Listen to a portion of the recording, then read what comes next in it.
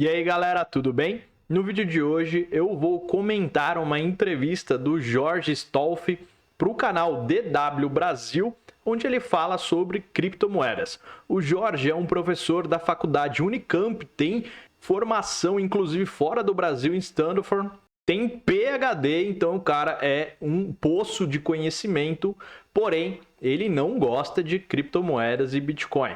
Vamos ver essa entrevista dele e aí eu vou comentar com o meu ponto de vista. Já deixo claro, né, antes de começarmos, que eu não tenho nada contra esse senhor. Ele realmente, né, tem todos os méritos para estar onde ele está. Porém, eu acredito que em relação a criptomoedas ele tem sim um ponto de vista bem diferenciado, talvez não profundo o suficiente para ter um entendimento.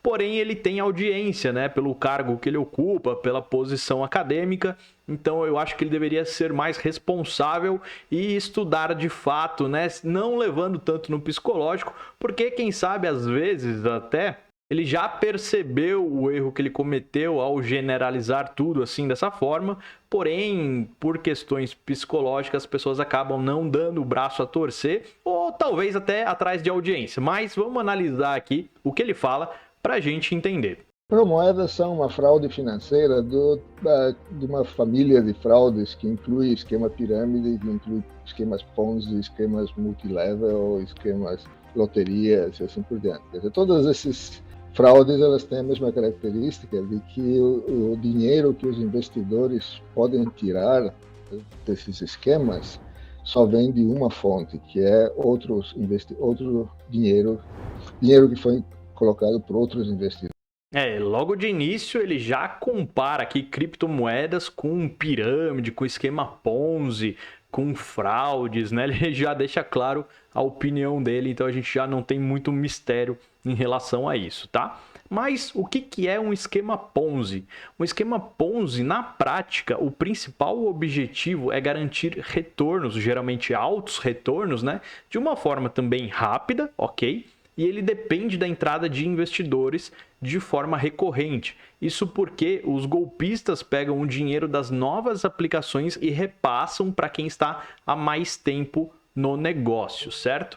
Então, o Jorge aqui, ele, em teoria, ele deu uma explicação correta, né? Porque ele falou que o dinheiro que as pessoas retiram do Bitcoin é porque outras pessoas colocaram no Bitcoin, então isso seria um esquema Ponzi. Sim, se de fato fosse isso, né, que acontecesse, seria um esquema Ponzi.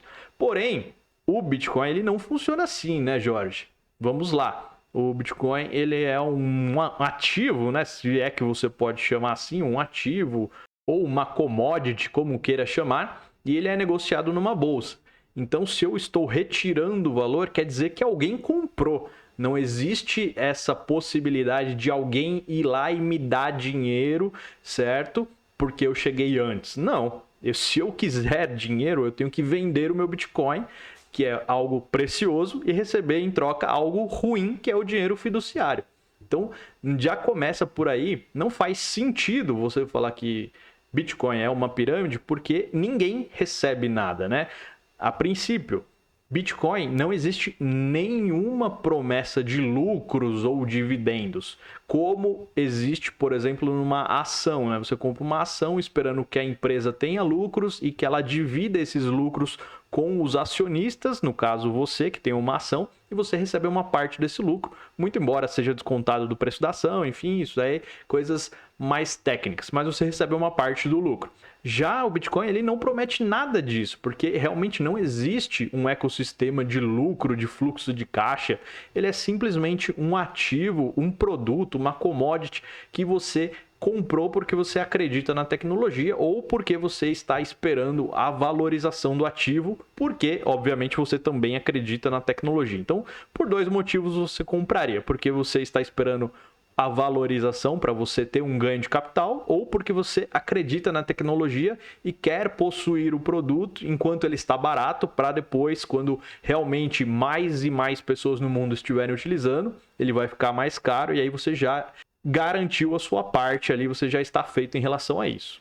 Um outro ponto também, né, que muitos de vocês devem saber, é que se você tiver um Bitcoin na carteira, hoje daqui 50 anos, daqui 100 anos, o seu Bitcoin vai ser exatamente 1.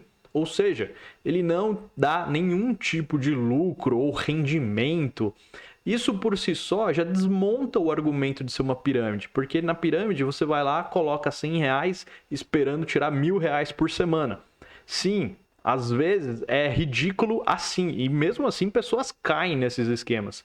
Mas olha a diferença de assuntos. O que acontece muitas das vezes? As pessoas usam o Bitcoin como chamariz para as pessoas investirem o dinheiro numa pirâmide, mas no fundo, às vezes não tem nada a ver com o Bitcoin. A pessoa só montou esse esquema de pirâmide e ao invés de usar Tupperware, ao invés de usar perfume, ao invés de usar outras coisas, né, produtos naturais, usou o Bitcoin porque está na moda e é assim que funciona o golpe.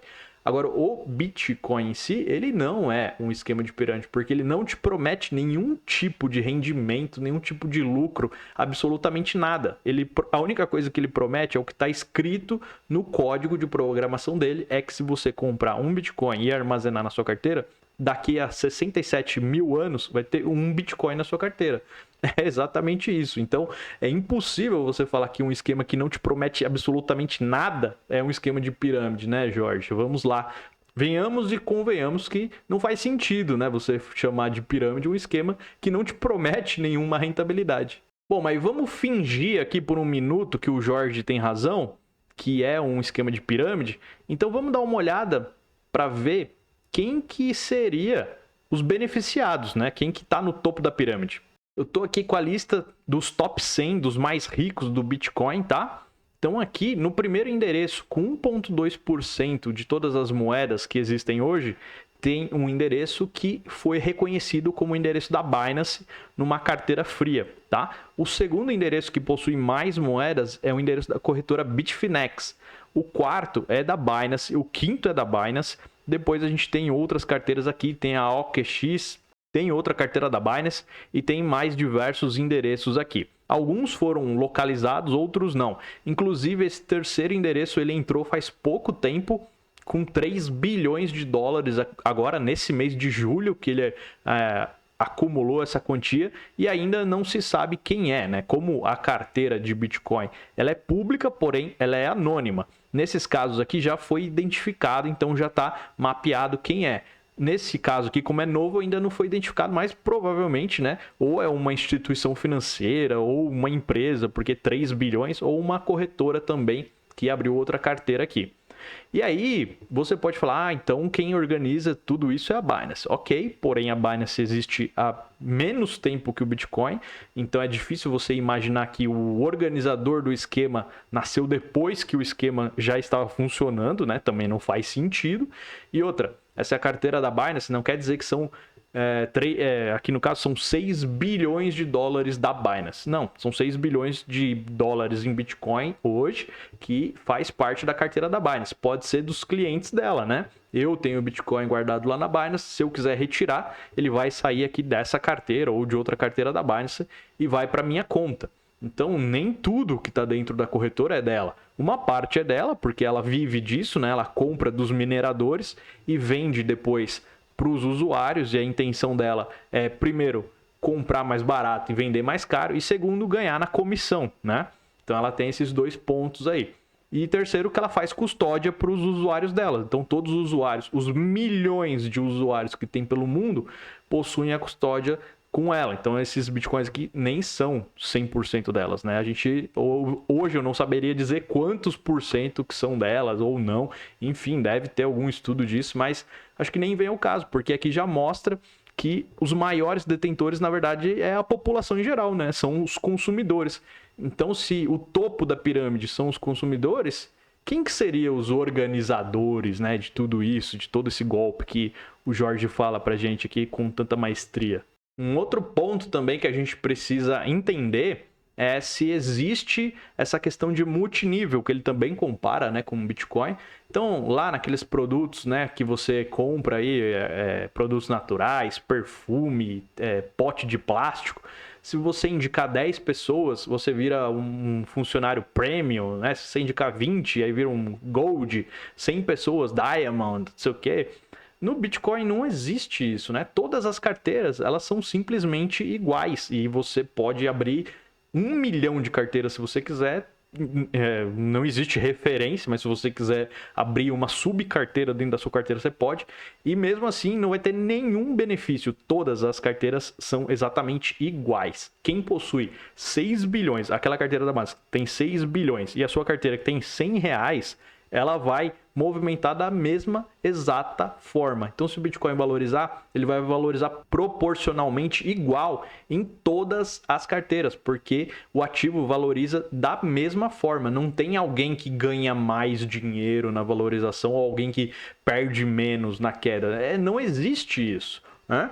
Então, eu acho que é bastante desonesto intelectualmente do senhor Jorge falar que Bitcoin é uma pirâmide, porque ele não tem nenhum aspecto de uma pirâmide, certo? Ele não promete recompensa, ele não tem recompensa, não tem nenhum organizador, né? Ou pelo menos nenhum organizador que a gente possa entender aqui como um organizador, só se ele souber quem for o Satoshi Nakamoto e não contou pra gente, mas acredito que ele não saiba, certo? E também não tem nenhum benefício para pessoas diferentes, porque indicou, porque está mais tempo. Então não faz sentido, não tem nenhuma característica de uma pirâmide, exatamente nenhuma característica. Então não faz sentido ele falar que é uma pirâmide.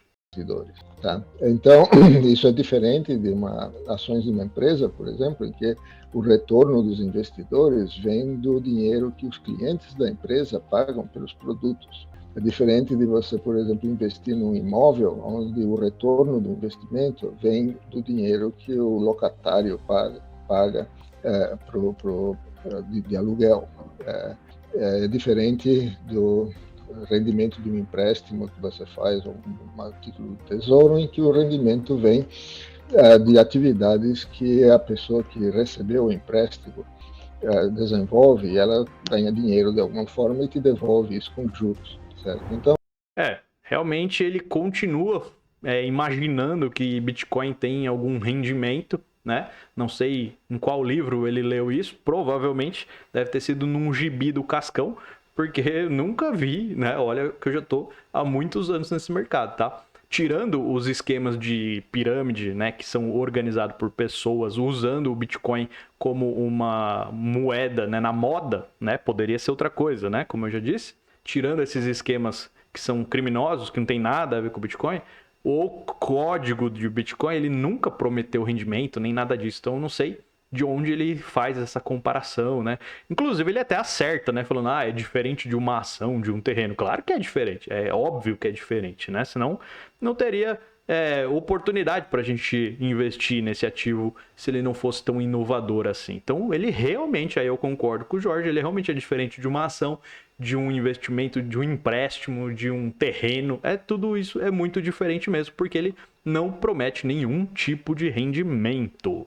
Então, criptomoedas não tem nada disso, não tem nenhuma fonte de renda, nenhuma fonte de riqueza que crie nova riqueza, que possa devolver o dinheiro que os investidores colocaram. Ele continua ainda na ideia que o investidor está esperando juros. Não sei de onde ele tirou isso, certo? Mas ele tá com essa ideia na cabeça, ele tá com essa ideia fixa aí que Bitcoin rende juros, né? Ou que vai te dar uma parte da participação nos lucros. Realmente ele não entendeu absolutamente nada do que está escrito num documento que tem poucas páginas, né? Não tem nem 20 páginas, documento bem simples, tem até... eu sei que ele, obviamente, fala inglês, porque ele se formou lá fora também, então não entendo qual que é a dificuldade dele de entender que não existe nenhuma promessa de rentabilidade, de juros, de nada disso. Então, essas coisas que ele está falando aqui, ele simplesmente está caçando coisas no ar e jogando para ver se cola, tá? Tudo que um investidor recebe vem do bolso de outro investidor. E, por outro lado, tem uma... Tudo que o investidor recebe vem do bolso de outro investidor. Eu, sinceramente, eu faço hold de Bitcoin, eu nunca recebi um satoshi. Eu nunca recebi um satoshi, então a minha carteira deve estar com problema. Acho que eu preciso comprar outra, porque eu nunca recebi esses juros aí que ele está prometendo, certo? Uma fuga de dinheiro, um ralo de dinheiro, que é o dinheiro que vai para os mineradores, no caso.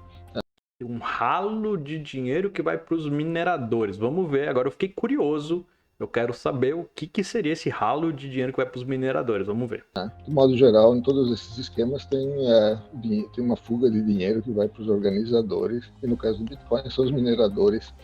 Ah, então agora ficou claro. Ele está falando aqui que os organizadores de Bitcoin são os mineradores. E aí existe um ralo de dinheiro que vai para os mineradores, certo?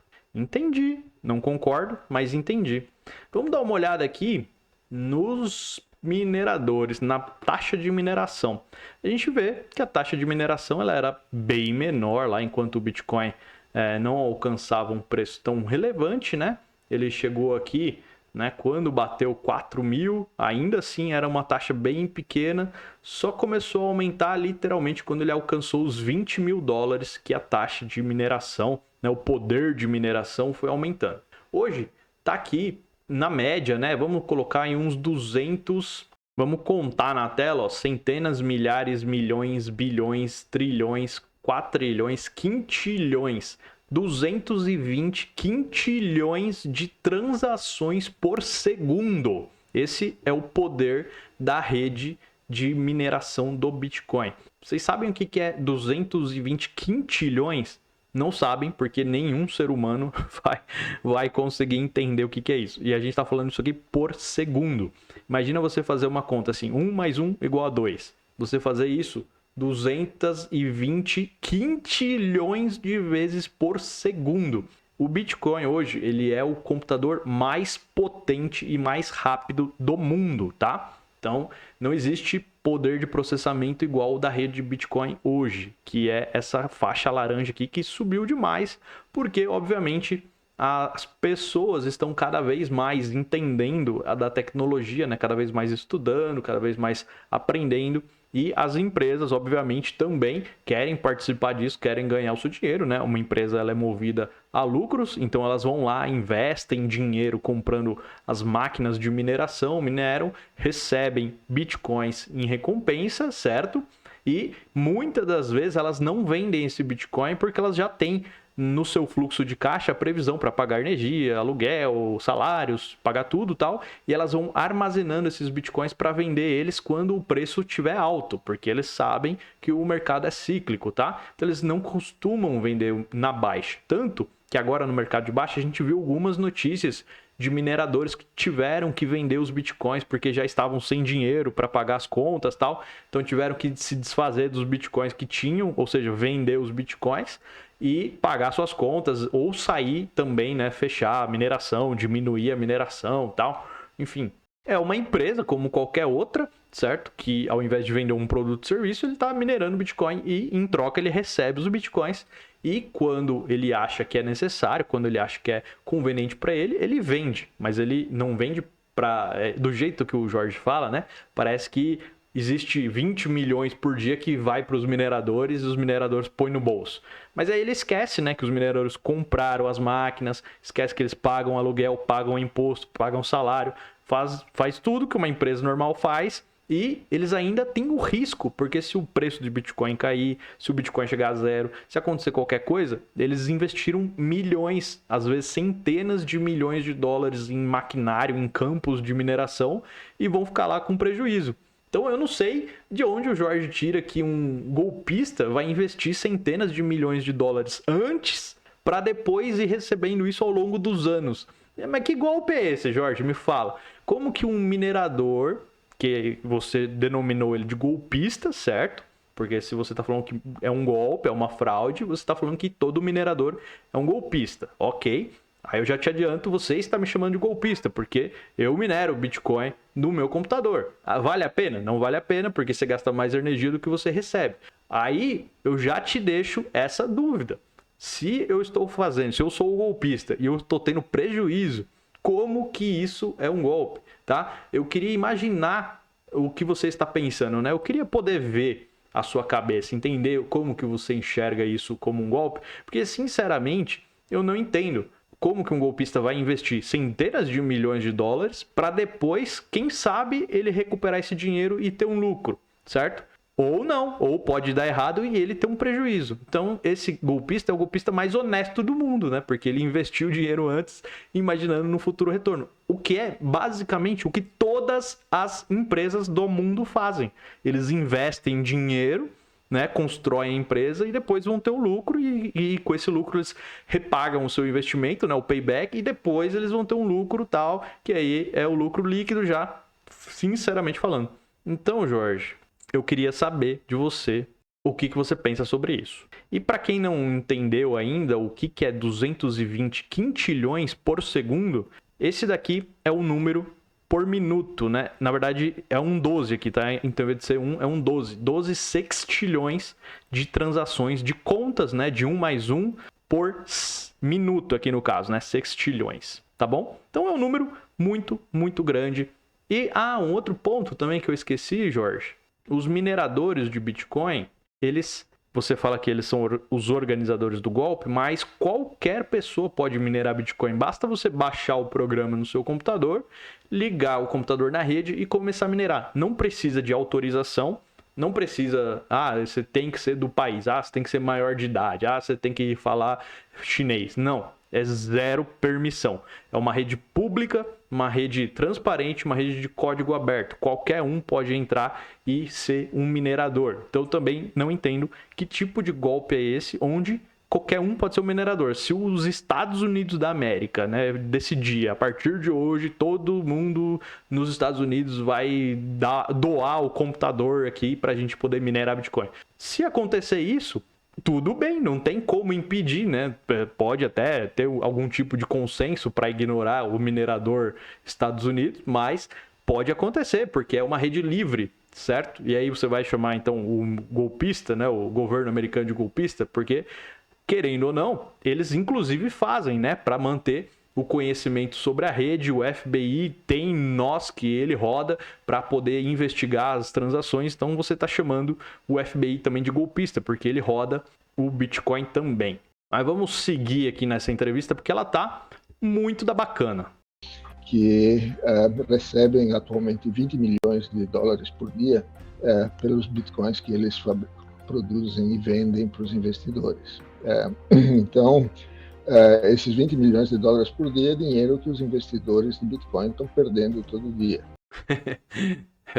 Os 20 milhões de dólares que são, né, gerados em Bitcoin por dia, né, que na verdade hoje na atual conjuntura é 6,25 Bitcoins por bloco a cada 10 minutos mais ou menos. Então, na época aí que ele gravou essa entrevista, dava mais ou menos 20 milhões de dólares por dia. Mas, de novo, né? Os mineradores recebem isso porque eles já investiram em equipamento, em energia elétrica, em salário, aluguel, blá, blá, blá, blá, blá, blá.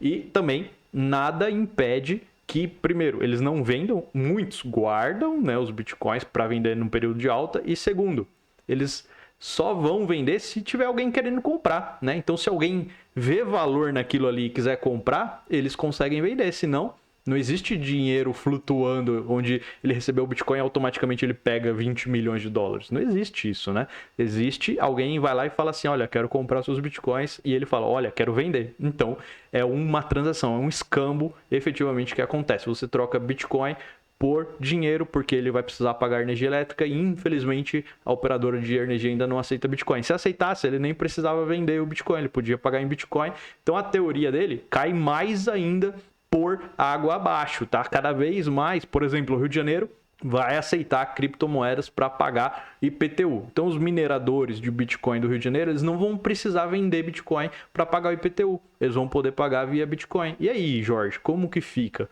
né, essa sua teoria que os 20 milhões são perdidos? Você vai falar o que agora? E não tem nenhuma outra fonte que está dando dinheiro para eles. Até hoje, os investidores de Bitcoin perderam por volta de 20 bilhões de dólares dessa maneira. É tudo dinheiro que eles foram comprando. Quando ele compra de um outro investidor, fica elas por elas, porque um ganha e o outro perde. Mas quando ele compra de um minerador, o investidor perde e o minerador ganha. Tá? Jorge, ou ele tem o desconhecimento, o que eu acho bastante impossível de acontecer, porque ele é um cara que tem PhD e é um cara vivido, né? A gente vê pela face dele, ele tem bastante experiência. Então, ele me falar que uma pessoa que investe, né, centenas de milhões em estrutura, põe em risco, né, o seu capital, tudo isso, tal, é um golpista que sai ganhando, né, depois que ele minera o Bitcoin, é no mínimo desonesto, né, Jorge? Vamos lá, vamos, convenhamos e venhamos. Não faz sentido o que você acabou de falar, cara. Como que você me fala que o investidor vai perder dinheiro e o minerador vai ganhar dinheiro? Você esqueceu algo muito, muito importante nessa transação. Não é assim, eu tenho 20 milhões e eu te dou 20 milhões. Aí fica um com 20 e o outro com 0. Não, é assim, um tem um Bitcoin e o outro tem dinheiro. E aí eles trocam.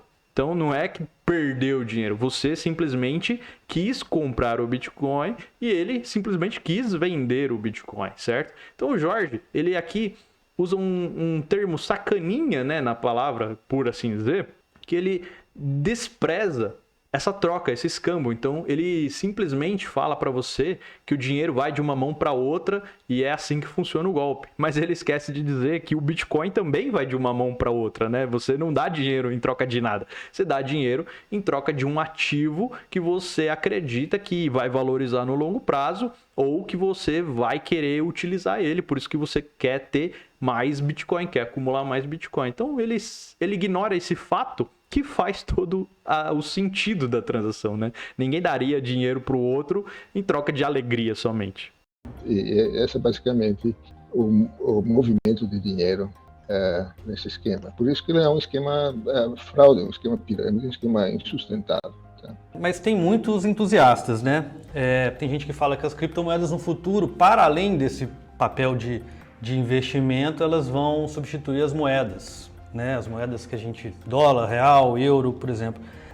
Você acha que isso é possível de acontecer? Será que é possível que as criptomoedas substituam as moedas nacionais, como dólar e euro? Não é possível, porque elas têm um monte de defeitos pela própria natureza de serem descentralizadas. Como... Aqui eu vou ter que rir, né? Porque ele falou que o defeito é ser descentralizada. Então, assim, é o ponto de vista dele, né? Não tem o que questionar, ele falou que isso é um defeito. Eu acho que é uma qualidade, né? Aí eu deixo a pergunta para você.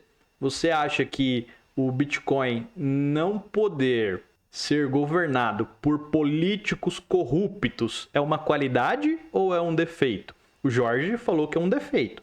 Eu acho que é uma qualidade. Milhões de pessoas pelo mundo usando o Bitcoin também acho. Milhões de empresas utilizando bitcoins, também acho. Então, fica aí a dúvida para você responder. E faça isso nos comentários. Coloca aí, é bom ser descentralizado ou é ruim ser descentralizado?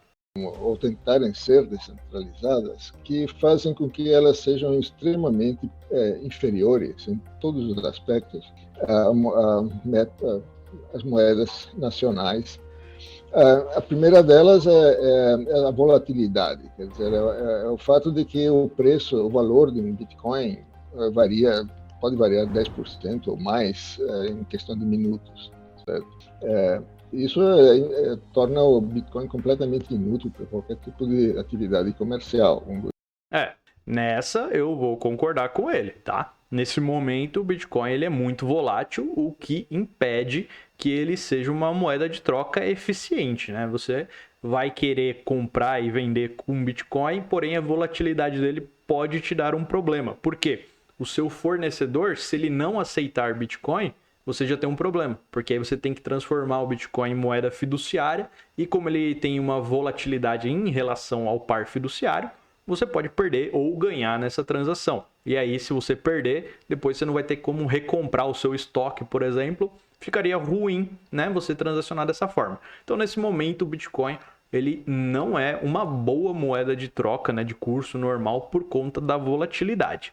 O que a gente imagina no futuro? Tá? Há poucos anos atrás, se você pegar nem 5 anos atrás, ele não valia absolutamente quase nada, né? Agora que ele começou essa crescente de alta.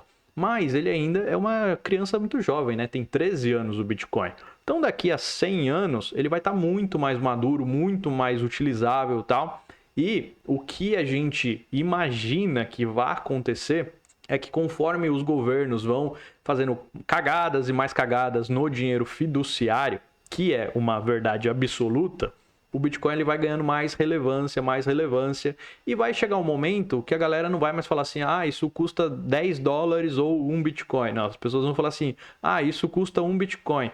Mas eu queria pagar em dólar. Dólar não, porque dólar amanhã não vale mais nada, sabe? E aí você me fala, Fábio, isso aí não vai acontecer. Então vamos dar uma olhada aqui num gráfico interessante que o nosso queridíssimo Fernando Urch colocou aqui no Twitter dele. A perda do poder de compra do dólar desde janeiro de 1913 até maio de 2021.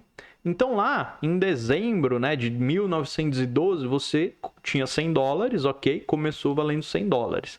Aí você guardou esses $100. Agora, 100 anos depois, ou 90 anos depois, mais exatamente, esses $100 eles valem $3,65, certo? Então, ao longo do tempo, o dinheiro fiduciário ele vai perdendo o seu valor, certo? Se você ganha R$100 hoje e daqui 5 anos esses R$100 já não valem a mesma coisa, vale muito menos. Esse é o poder de corromper o seu dinheiro que a inflação tem. E o que é a inflação? O governo tem o poder total sobre a moeda fiduciária, Em algum momento, esse governo ainda tinha uma trava que era o lastro em ouro, então o país precisava ter ouro para poder emitir mais moeda. Só que aí chegou no momento que o governo falou assim, mas para que isso, Eu quero emitir quantas eu quiser e tamo aí. Então ele tirou essa trava, certo? E agora o dinheiro, assim como o próprio Bitcoin, não tem lastro de nada, certo? Então $1 ele vale tanto quanto o papel que ele é impresso, certo? No fim da história. E ao longo do tempo, os governos vão querendo aumentar o seu poder, a sua fama, Querem sobreviver mais tempo no poder, porque é isso que o ser humano quer. Então ele faz o quê? A gente precisa dar $100 bilhões para os caminhoneiros. Não tem esse dinheiro. Então vamos fazer o quê? Vamos imprimir. Libera aí para os bancos imprimir, certo? Então a partir de agora, se alguém depositar $1 na conta, você pode imprimir $100 aí para emprestar para a galera.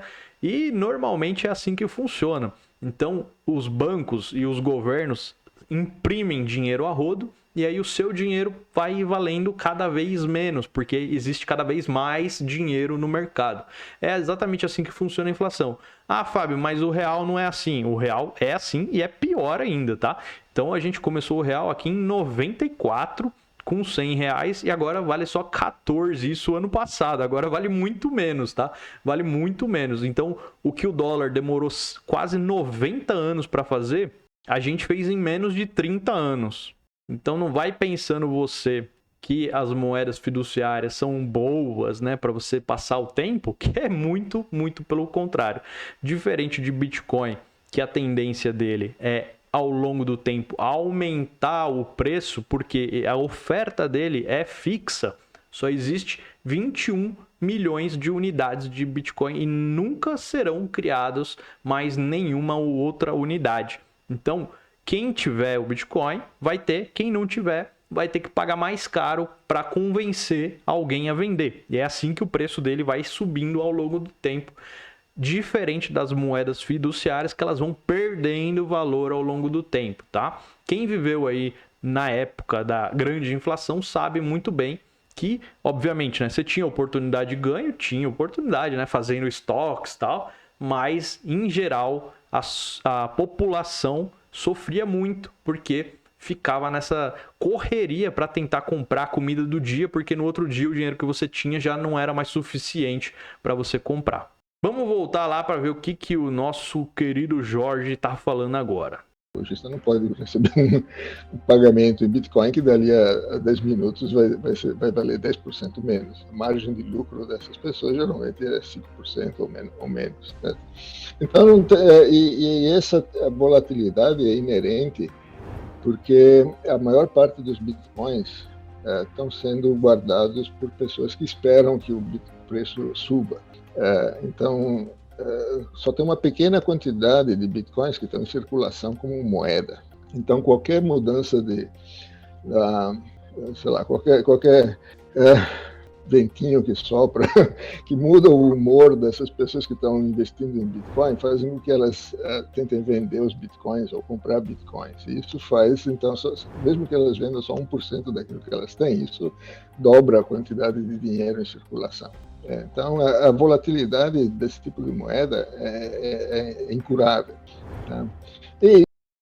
Não é incurável, igual eu já falei para vocês, né? Ao longo do tempo, o dólar, o real, o euro, eles vão perdendo mais valor, o Bitcoin vai ganhando mais valor, até que vai chegar um dia onde as pessoas não vão mais precificar as coisas em moeda fiduciária, porque não vai valer a pena você precificar em moeda fiduciária, porque amanhã depois o preço já mudou 20%, né? Vê a Argentina aí de um dia para o outro, tudo aumentou 20%. O que aconteceu? Os bitcoins lá ficaram escassos, né? As corretoras de lá tiveram problemas, porque todo mundo quis comprar bitcoin, porque sabia que no outro dia ele ia estar valendo ou mais ou menos, mas ia ser algo ali parecido, tal. É muito mais seguro do que o peso argentino.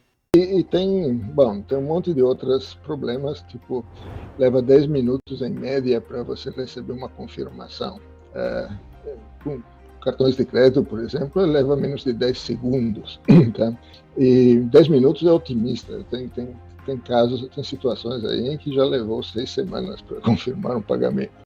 Ele não mentiu aqui, ele falou a verdade, demora 10 minutos para confirmar uma transação. E o ideal na rede Bitcoin é você esperar até 6 confirmações, ou seja, 1 hora para ter a certeza da perpetuidade dessa transação na blockchain, onde ela não vai mais de forma alguma ou muito dificilmente vai conseguir ser alterada. Até agora nunca teve uma alteração, né? Nunca uma transação que foi confirmada já depois de 6 blocos foi desconfirmada, então não tem nenhum tipo de problema em relação a isso, tá? Mas ele ou não sabe ou ignorou que existe a segunda camada de Bitcoin, a Light Network, que faz pagamento instantâneo, né? Ela funciona com uma outra tecnologia baseada na blockchain Bitcoin, então ela tem a segurança da blockchain Bitcoin e ela trabalha com uma outra tecnologia. Ali é mais para pagamentos do dia a dia, então você não vai enviar 100 milhões de dólares na Light Network, você vai enviar na rede Bitcoin mesmo, que é muito mais segura.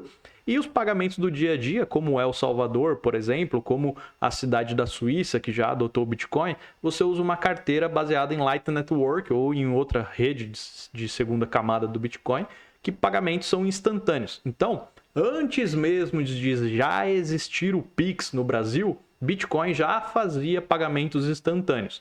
Então, se o Jorge não sabe disso, ajuda aí, deixa o like nesse vídeo para chegar até ele, marca ele aí, @JorgeStolf, manda para ele o link para ele assistir esse vídeo, para ele conhecer a Light Network, assim ele não vai mais ter essa desculpa, né, de falar que vai passar o cartão, é 10 segundos e o Bitcoin demora 10 minutos, sendo que demora 1 hora para ficar seguro, Jorge, vê disso.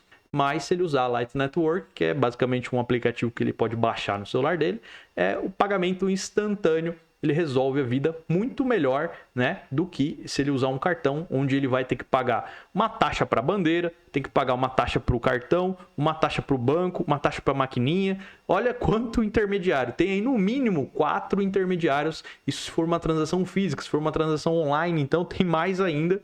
Olha o tanto de dinheiro que perde à toa, sendo que você poderia enviar diretamente para a pessoa sem nenhum problema via blockchain, né? Então, Jorge, vê se você estuda sobre Light Network, que é algo interessante. Vamos continuar aqui com o Jorjão. O sistema, alguns sistemas têm capacidade maior, mas o sistema Bitcoin, que é o sistema mais popular por aí, ele tem uma capacidade, por definição, de 4 transações por segundo, mais ou menos. Visa processa 10 mil transações por segundo. Tá? E o Bitcoin não vai poder aumentar, por definição, praticamente. O Jorge, mais uma vez, fazendo propaganda do Bitcoin. Ou seja, o Bitcoin, ele é imutável. Não é assim, eu quero fazer mais transação, então vamos fazer mais transação. Não. Existe um código descentralizado. Para mudar isso, tem que chegar à conclusão ali, né, o consenso de milhões de pessoas, de mineradores, validadores, desenvolvedores, pode demorar mais de um ano para chegar no consenso e pode ser que a rede não queira seguir a sua ideia e não vai seguir a sua ideia. Então ele está deixando aqui claro mais um ponto positivo do Bitcoin. Ele não é centralizado, ele é descentralizado. Não, tem um monte de outros problemas, uma lista longa de problemas que fazem essa ideia de que o Bitcoin vai substituir moedas nacionais é totalmente irreal. Quer dizer. Uma lista longa de problemas do ponto de vista do Jorge, do meu ponto de vista imaginário, porém, a gente tem um sério problema, que é o problema do governo, tá? Então, o governo, como vocês obviamente sabem, ele é composto de pessoas e algumas dessas pessoas são sedentas de poder, né? E muitas dessas pessoas são corruptas. E essas pessoas mandam no sistema atualmente. Então é difícil a gente imaginar que eles vão olhar calados o Bitcoin tomar o lugar da moeda que eles têm tanto poder. Por quê? Se o Bitcoin entra como moeda principal de um país, por exemplo, eles não vão mais poder falar assim, estamos no ano de eleição, então vamos imprimir mais dinheiro aqui para dar ajuda de custo para os bicicletários, sei lá, para os caminhoneiros, para os taxistas, para todo mundo, e aí a gente faz um get-get com eles para ganhar voto. Por quê? Porque no Bitcoin eles nunca vão conseguir emitir mais Bitcoins para dar para essas pessoas. Então, obviamente, eles querem manter o controle do dinheiro na mão deles, para eles poderem fazer o que eles quiserem.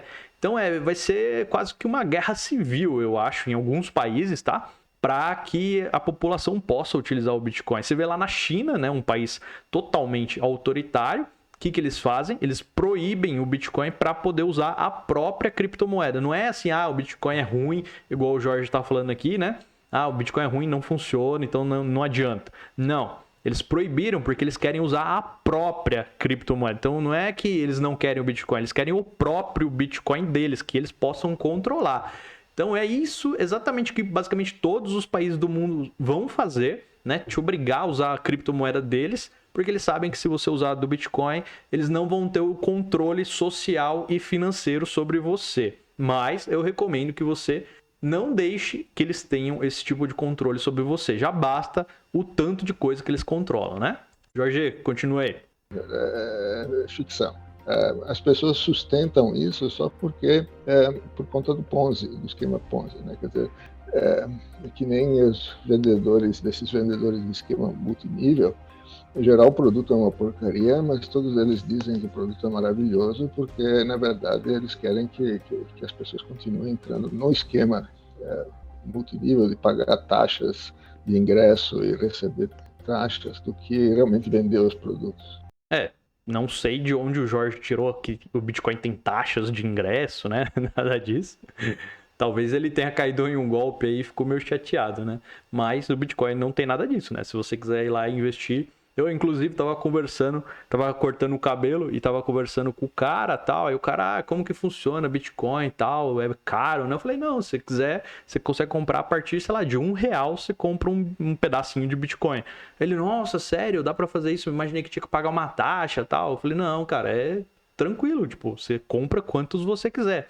Um Bitcoin, ele é dividido em milhões de satoshis, então o satoshi é a menor parte, tipo, em teoria, o mínimo que você conseguiria comprar é um satoshi, que é a menor parte de um Bitcoin, né, que seria 1 centavo dividido por milhões, mas você pode comprar quanto você quiser e tal. Então, essa história de taxa e tal não existe, tá, Jorge? Não sei de onde você tirou isso daí.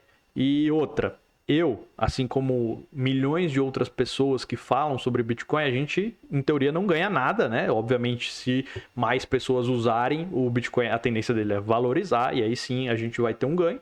Mas eu estou falando por mim, eu não falo isso porque eu acho que eu vou convencer bilhões de pessoas a usar o Bitcoin e ele vai valorizar e eu vou ganhar dinheiro. Eu estou falando isso porque eu não quero ver os meus amiguinhos aqui do meu país sofrendo com um controle social igual acontece na China. E querendo ou não, quando vier essa moeda digital brasileira, vai apertar ainda mais o cerco. E quanto mais tecnologia o governo tiver disponível, mais ele vai apertar, porque ele é dono do dinheiro. Então ele pode, em qualquer momento, bloquear o seu dinheiro, pode fazer qualquer coisa. E é extremamente ruim você imaginar um futuro onde tem essa possibilidade. Eu, sendo dono da minha carteira de Bitcoin, se eu quiser sair daqui e morar na Holanda, eu levo o meu pendrive, ou se o governo não deixar eu sair com pendrive, né, baixar uma lei aí, ó, não pode mais sair com pendrive, eu anoto a minha carteira num papel e vou com ela. Aí se ele falar que não pode ser no papel, eu dou um jeito de memorizar a senha e vou. Agora, se ele não me permitir sair do país, aí é o fim do mundo, né? Pô, não vai mais poder sair do país, então é o quê? Cuba? China? Que é Coreia do Norte? Então, Jorge, eu não falo isso para ganhar dinheiro, eu falo isso para poder livrar os meus conterrâneos do controle, né, para eles serem donos do próprio dinheiro, para que eles possam sim ter um futuro melhor. Porque eu não sei você, né, que já está com uma idade bem mais interessante do que a minha, você já tem aí a sua carreira, já tem o seu dinheiro, já tem sua aposentadoria, imagino eu. Então você não tem mais essa preocupação. Eu ainda tenho, né? Eu preciso construir minha aposentadoria.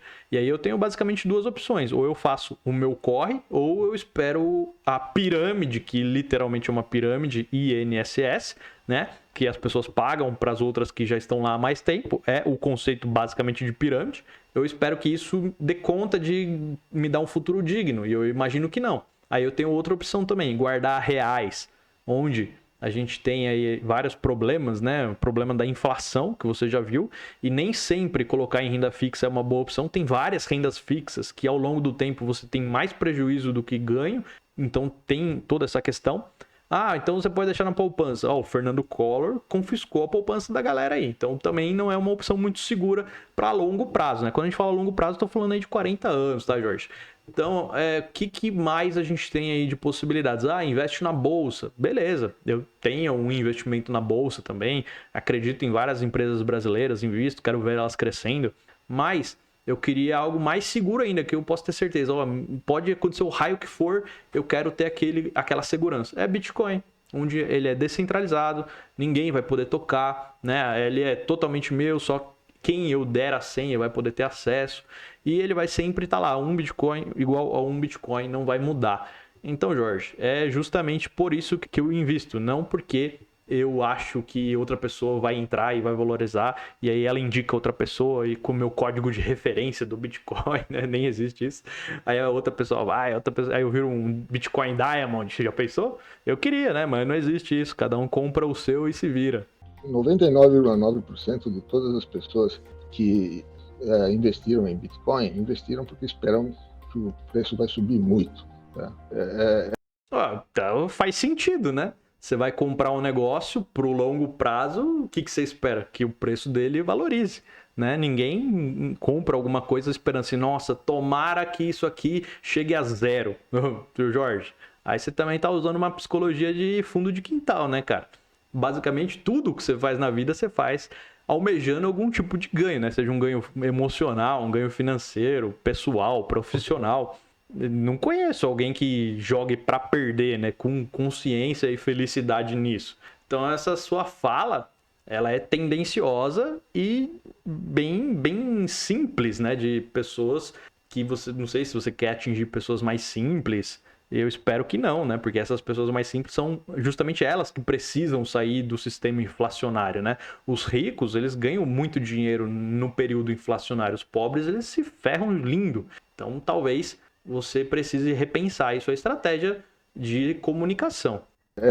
Para muitas pessoas, isso daí é o sonho de ficar rico sem fazer esforço. Tá, aí eu vou concordar, porque muitas pessoas são ludibriadas por fantasias, né? Ah, o Bitcoin deixou milionário, não sei o que milionário, Shiba Inu, Baby Dogecoin. Então, essas pessoas, elas entram pelo motivo errado, mas depois algumas acabam entendendo o que é o ecossistema e tal, e ficam, outras acabam saindo porque pensam igual você, é um golpe, é uma pirâmide e tal.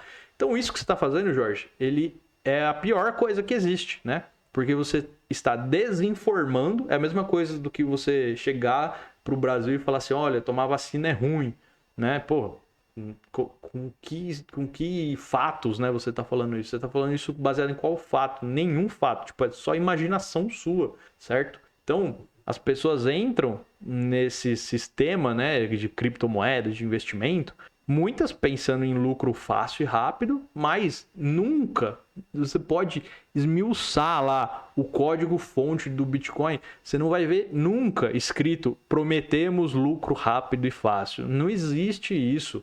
Ele é um meio P2P de transferência de um ativo digital, somente isso. E além disso, ele é descentralizado, né? E tem as outras propriedades que tornam ele tão valioso. Mas não existe afirmação que você vai ter um lucro, tal. Quem faz isso são pessoas que querem se aproveitar. E aí tem pessoas que fazem isso buscando o golpe ou buscando mídia, e também tem pessoas que aí não sei se é o seu caso, que fazem o ao contrário, né? Fica fazendo tumulto e alvoroço falando não, é golpe, é pirâmide e tal, sem nenhum fato, sem nenhuma característica de ser uma pirâmide de fato. E ficam fazendo isso para conseguir audiência, coisa que você realmente consegue, né? Tanto que eu estou fazendo esse vídeo aqui sobre a vossa reportagem. O fato da tecnologia ser anônima leva a ela ser uma fonte, né? Uma moeda, uma criptomoeda, uma forma de transação bastante usada por criminosos. Qual que é a relação do Bitcoin ou das outras moedas, tipo o Ethereum, com esquemas criminosos, com ransomware, que são os sequestros, né, virtuais, de certa forma, de dados? Como é que o senhor vê essa relação? Um dos muitos problemas das criptomoedas é que elas têm uma relação muito forte com o crime. Na verdade, quer dizer, elas só são realmente úteis para pagamentos ilegais. Ele dá uma forçada de novo, né? Então, a gente já viu que o modus operandi do Jorge, ele é imaginar e forçar as coisas, né? Então, ele não apresenta nenhum fato, ele não traz nenhum dado, ele apenas imagina, extrapola e exterioriza as coisas que ele acha que deveriam ser, certo? Mas sem base em fatos, ok? Muitos de vocês já sabem, né? Eu acho que não é um dado novo. A maioria das transações feitas em relação a crime organizado, tráfico e tudo isso mais, né? Corrupção, lavagem de dinheiro, é tudo feito em dólar, certo? Que é a principal moeda do mundo hoje, onde você consegue corromper bancos, instituições e tal, e faz as suas lavagens de dinheiro. Agora o Jorge está falando que as criptomoedas têm uma correlação muito forte com o crime, que elas só são úteis para isso. A gente já viu via dados que a utilização por criminosos de criptomoedas ela é basicamente ínfima, não chega a 0,3% de todas as transações que acontecem, certo? Por quê? Porque a blockchain ela é totalmente pública. Todas as transações que são feitas no Bitcoin, elas são públicas. Você pode entrar lá e olhar no livro de transações. Ó, esse endereço transferiu para esse endereço, transferiu para esse, depois para cá, depois para cá, depois para cá. Ah, Fábio, mas é anônimo. É anônimo, mas tem muita empresa e governo que já trabalha para descobrir quem são os donos dessa carteira. Lembra que eu te mostrei a lista dos mais ricos? Então, basicamente foi assim, eles descobriram via vários tipos de engenharia social que a pessoa pode fazer, identificar IP, identificar várias coisas aí que a gente pode depois fazer um outro vídeo se vocês tiverem curiosidade. As carteiras, elas são anônimas, mas a partir do momento que você descobre de quem são, pronto, você já tem uma lista exatamente do caminho que o dinheiro fez 100%. Agora tenta você fazer isso com dólar, movimentando da Suíça para Ilhas Canárias, para não sei o que, Bahamas, aí vai para China, vai para não sei o que, vai para não sei o que. Meu, eles fazem isso daí, não sei quem assistiu aquela série da Netflix, Ozark, você vê que os caras fazem tipo centenas de transações em segundos, mudando de países, de bancos, de contas, de pessoas, de empresas. Como que vai descobrir isso aí depois? É muito mais fácil você lavar dinheiro com dólar do que com Bitcoin, tá? Então, tem sim, né, criminosos que operam com Bitcoin e tal, mas o grosso do crime ainda continua no dólar. Fora que o Bitcoin começou a funcionar em 2008, 2009, na verdade. E ele veio a valer alguma coisa agora, né? 2011 para cá, mais ou menos. Então, quer dizer, nesses outros 2.000 anos de vida, os criminosos não existiam, não funcionavam, não lavavam dinheiro? Óbvio que lavavam. Então o Jorge está inventando aqui, né? Floreando mais uma vez, porque obviamente ele não gosta e aí ele pega uma coisinha que existe e fica falando, mas ele esquece de falar que o grosso, né? Se você pegar 99% do dinheiro que é lavado no mundo é via dólar. E aí ele não fala isso, né? Por quê? Porque não é interessante para ele na tese dele aqui. Não porque ela seja um bom sistema de pagamento, porque a moeda seja forte ou qualquer coisa assim, mas simplesmente porque os pagamentos são processados pelos mineradores sem menor respeito pelas leis de anti-lavagem de dinheiro. Então, existem leis em quase todos os países que obrigam, por exemplo, bancos a saber a identidade dos seus clientes, a verificar a identidade real das pessoas. E existem leis que obrigam os bancos a notificar o governo qualquer transação acima de um certo valor e qualquer transação que seja suspeita por qualquer outra razão. Sei lá, uma pessoa que começa a receber um monte de pagamentos pequenos, que pode ser um indício de que a pessoa está vendendo drogas ou alguma coisa assim. Jorge, né? Aí fica difícil de defender, né? Porque você fala que o Bitcoin é ruim porque os mineradores não respeitam a lei de lavagem de dinheiro. Primeiro que isso daí, para mim, já é um elogio, né? Falar que os mineradores não respeitam leis criadas por corruptos. Então, para mim, isso daí já é um elogio. Segundo, se existisse uma lei tão eficiente assim, não existia lavagem de dinheiro, né, Jorge?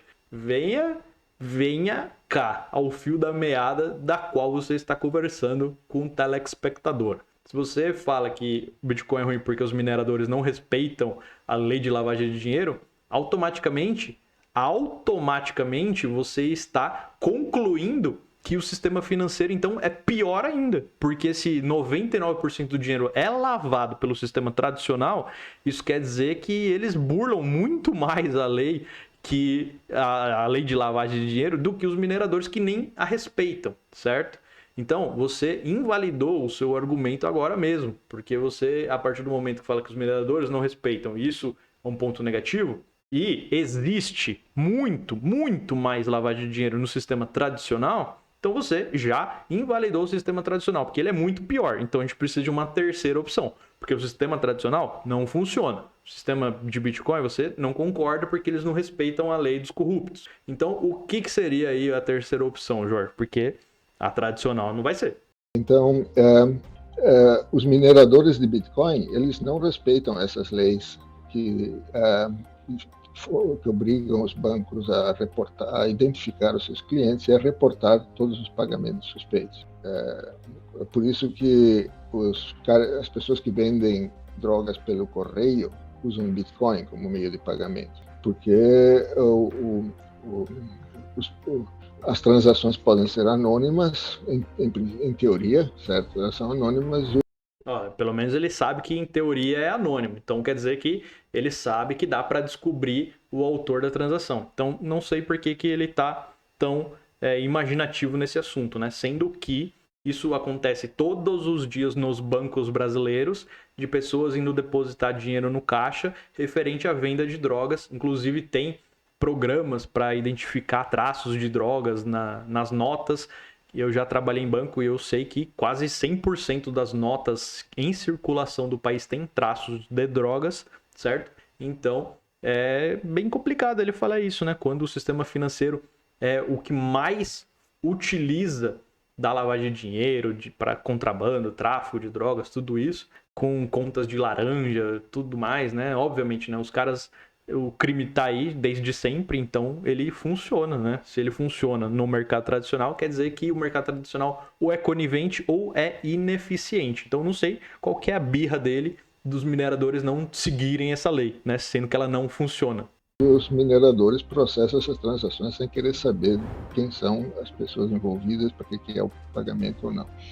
Resolveu esse problema dos hackers, porque o pagamento é anônimo, então não dá para rastrear, saber para onde que foi o pagamento. Se for para uma conta, mas essa conta ninguém sabe quem é o dono.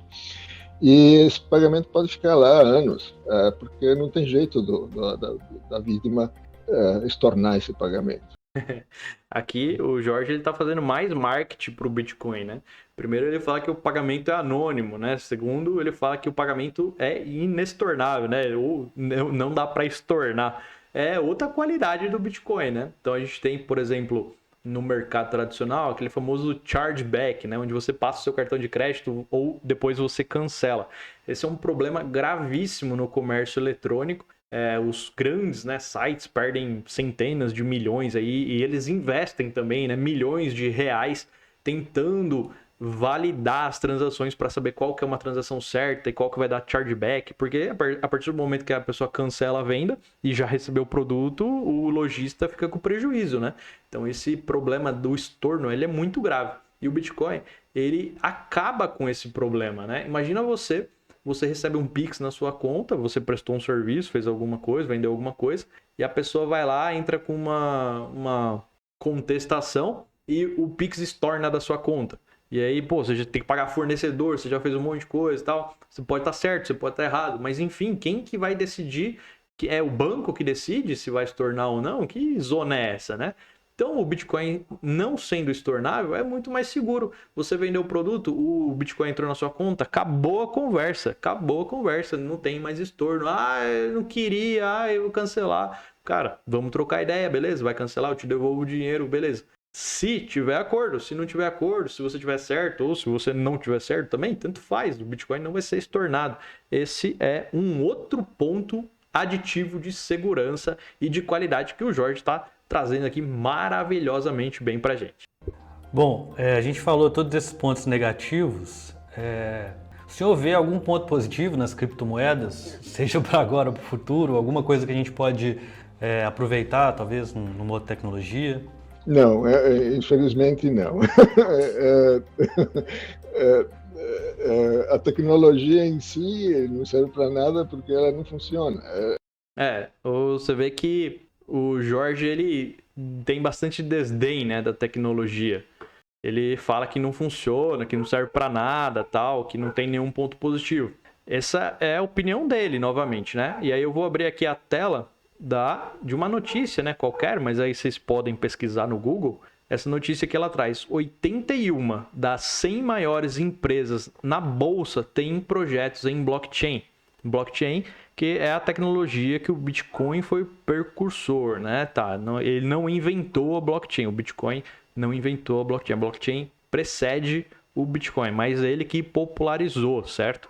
Então, é difícil, né, você imaginar que 81 das maiores empresas que estão na bolsa de valores têm projetos em blockchain porque não funciona, porque é uma tecnologia que não funciona, que não serve para nada. Quem será que está certo, né? O Jorge ou 81 maiores empresas do mundo? E essa notícia aqui, ela é até velha, tá? Ela é de setembro de 2021. Agora deve ser 100% das empresas. Outra coisa, Jorge. Você fala que a tecnologia não funciona, que não serve para nada, tal. Mas vamos dar uma olhada aqui no Real Digital, que está chegando muito em breve aí. Ele é, basicamente, uma criptomoeda emitida pelo governo de forma centralizada, certo? Ela vai funcionar numa blockchain do governo, ou uma blockchain privada, ou uma blockchain pública. A gente ainda não sabe qual esquema vai ser, provavelmente vai ser num esquema privado, tá?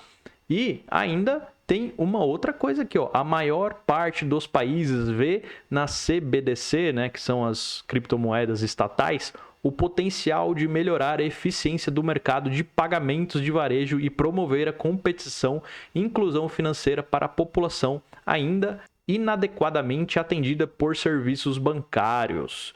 Ou seja, a maior parte dos países, a gente não está falando aqui de paizinho xureca, não. A gente está falando de Estados Unidos, a gente está falando da China, que já tem a própria criptomoeda, Brasil. Então, Jorge, eu não sei de qual situação você tirou que Bitcoin, né, é uma tecnologia que não funciona.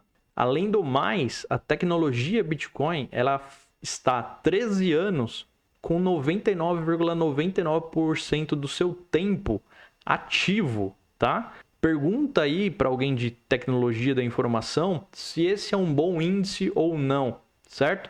Pergunta para algum dono de um grande site se ele queria que o site dele ficasse ativo 99,99% do tempo. Esse é um dos melhores índices do mundo, tá? Eu acho que nem deve ter índice maior do que o de Bitcoin sobre a atividade. Então o Bitcoin pode acontecer o que for, pode estourar a guerra, ele funciona ainda, certo? Então lá no momento de guerra o pessoal queria doação de quê? De criptomoeda, porque a hora que o bicho aperta, você vê que a sua moeda não vale mais nada, aí você vai ver, né, que o Bitcoin vale alguma coisa. Então, Jorge, eu acho que, no mínimo, você está equivocado, tá? Porque eu acredito numa coisa que chama inteligência coletiva. Eu sei que eu não sei de tudo, eu sou um simples cidadão, mas eu sei que se tem uma pancada de empresas, né? Desde das maiores, Amazon, Tesla, Google, Facebook, todas acreditando na tecnologia, não estou nem falando de Bitcoin, estou falando tecnologia do Bitcoin, acreditando na tecnologia do Bitcoin, trabalhando em cima. Já existem empresas no mundo inteiro ganhando muito dinheiro por utilizar blockchain, porque é muito mais eficiente do que outros sistemas de contabilidade descentralizada que possam existir. Governos do país, do mundo inteiro, na verdade, né? Estados Unidos, Canadá, China, Brasil, falando, Reino Unido, Alemanha, França, falando que vão ter as próprias criptomoedas utilizando a tecnologia da blockchain. Eu, sinceramente, eu penso muito mais em acreditar nessa quantidade de pessoas aderindo à tecnologia do que simplesmente na sua opinião, falando que ela não funciona sem falar nada, né? Sem mostrar um número, sem mostrar um argumento, um fato, um acontecimento, nada, simplesmente sua opinião jogada no vento. Então, essa é a minha visão sobre essas coisas que acontecem e coisas que você falou. Eu espero que esse vídeo chegue até você. Em algum momento lá no passado a gente já interagiu no Twitter, eu tenho certeza que você não vai lembrar, eu lembrei porque foi um momento emocionante na minha vida quando você me respondeu. Mas eu espero que esse vídeo chegue até você novamente e que ele possa abrir a sua mente, né? Nem tenho aqui a esperança que você vá mudar de opinião ou nada disso, mas pelo menos que você comece a questionar se faz sentido mesmo você ficar divulgando, né, com tanta veemência que isso é uma fraude, sendo que não tem as características de tal fraude que você menciona. E se faz sentido, né, para uma população que vai precisar logo mais interagir com criptomoedas obrigatoriamente por conta do governo que vai implementar isso de forma centralizada, se faz sentido você ficar menosprezando essa tecnologia ou se seria melhor você usar a sua audiência para ensinar essas pessoas os benefícios e os perigos que, claro, também existem, né? Fica esse recado, eu espero que todos tenham gostado desse vídeo, deixa aí nos comentários, se você ainda não está inscrito no canal, é uma boa hora para você fazer, caso você tenha gostado do conteúdo, eu te espero no próximo vídeo, fui!